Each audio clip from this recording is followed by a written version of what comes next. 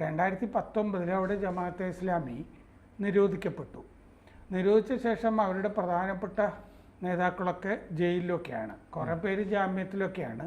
ജമാഅത്തെ ഇസ്ലാമിക്കാരായതുകൊണ്ട് ഈ ജാമ്യത്തിൽ ഇറങ്ങുമ്പോൾ എന്ത് ചെയ്യുന്നു വെച്ചാൽ കാലിൽ ഒരു കാൽ തള ഇടും, അതിലൊരു GPS ഘടിപ്പിക്കും.